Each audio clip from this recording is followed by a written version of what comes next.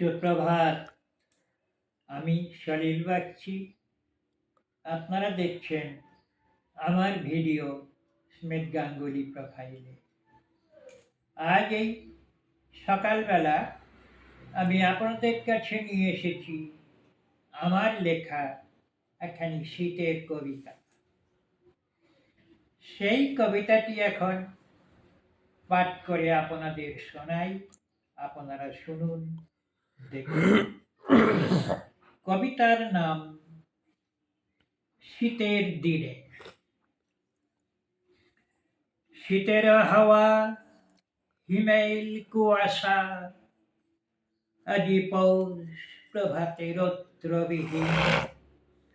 অন্তরে কম্পনি জাগিয়ে রয়ে বয়ে চলে যায় তরু পল্লবে।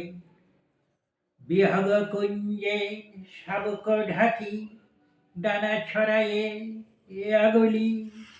মায়ের মমতা সন্তান তরে ঘুমায় কুলায় কত না যতনে।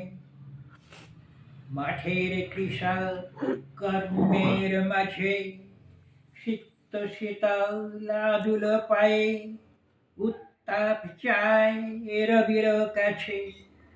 পথের জনতার শীত পোশাকে আড়ালি আপন দেহ চলে যায় তারা পথে। অলস কেবলই ঘুমায়ে চলেছে লেপ কম্বলে বিছানা পরে। অলসতা নিয়ে জীবনে আজি রৌদ্রবিহীন শীতের দিনে। নমস্কার।